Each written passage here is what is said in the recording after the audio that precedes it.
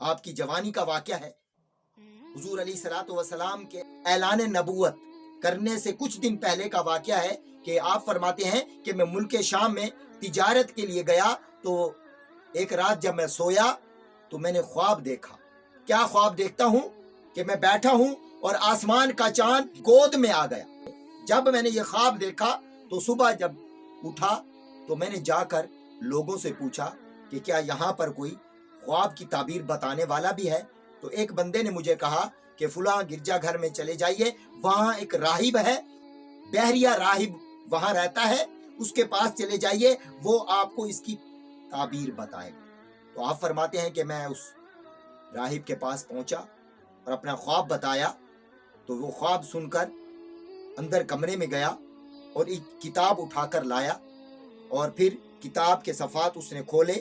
جب کتاب کو دیکھتا پھر میرے چہرے کو دیکھتا، پھر میرے چہرے کو دیکھتا، پھر کتاب کو دیکھتا، تو پھر مجھ سے اس نے پوچھا کہ آپ کا نام کیا ہے؟ میں نے کہا ابو بکر۔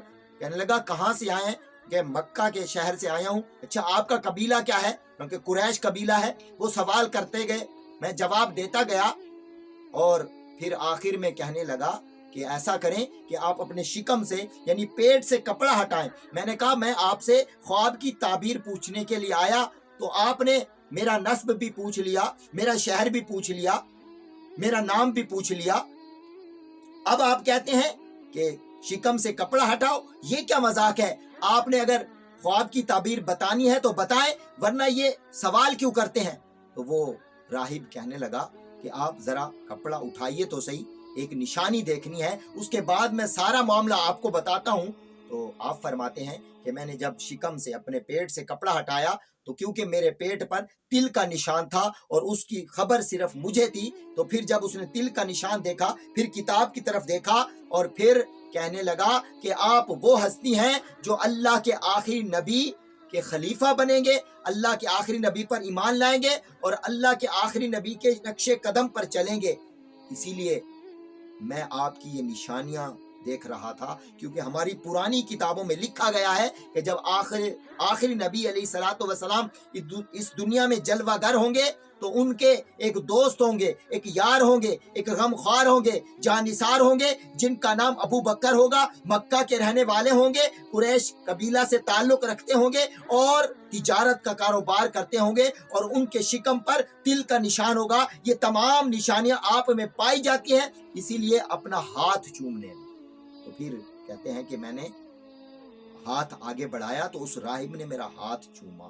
سبحان اللہ، سبحان اللہ، یہ ہے شان صدیق اکبر۔ پھر کیا ہوا کہ آپ فرماتے ہیں کہ میں تجارت کر کے جب مکہ پہنچا تو ابھی شہر میں داخل ہو رہا تھا کہ سامنے سے ابو جہل آیا اور کہنے لگا کہ اے ابو بکر تمہیں پتا ہے ایک عجیب واقعہ ہو گیا، ایک عجیب بات ہو گئی۔ میں نے کہا کیا ہوا؟ کہ وہ جو محمد صلی اللہ علیہ وسلم ہے وہ کہتے ہیں کہ میں اللہ کا آخری نبی ہوں، کیا بھلا یہ بات مانی کہ کوئی یتیم بھی اللہ کا نبی ہو سکتا ہے؟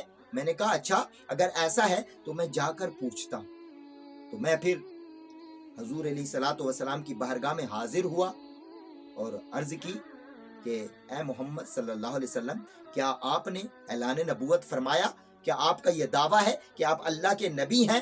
تو حضور علیہ الصلوۃ والسلام مسکرائے اور لبہ مبارک کو جنبش ہوئی اور ارشاد فرمایا کہ ہاں ابو بکر میں ہی اللہ کا آخری نبی ہوں، میں ہی خاتم النبیین ہوں، تم کلمہ پڑھ لو۔ تو میں نے کہا حضور اگر کوئی دعویٰ کیا جاتا ہے تو اس کی کوئی دلیل ہوتی ہے، تو کوئی دلیل ارشاد فرمائیں۔ تو حضور علیہ الصلوۃ والسلام نے ارشاد فرمایا اے ابو بکر کیا تم وہ بھول گئے، وہ شام والا خواب بھول گئے، وہ راہب کی تعبیر بتانا بھول گئے؟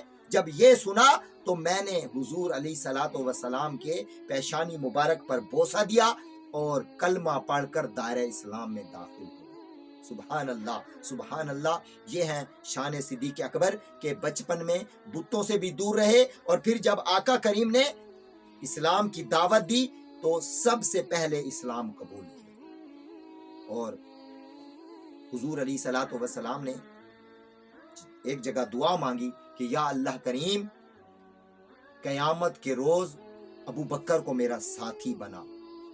تو پھر آپ دعا مانگ ہی رہے تھے کہ وہی لے کر فرشتہ نازل ہوا اور عرض گزار ہوا کہ یا رسول اللہ صلی اللہ علیہ وسلم اللہ نے آپ کی دعا قبول فرمائی. یہاں دنیا میں بھی آپ کے یہ رفیق ہوں گے اور آخرت میں بھی آپ کے یہ ساتھی ہوں گے. اجابت کا جوڑا، عنایت کا سہرا، اجابت کا جوڑا، عنایت کا سہرا.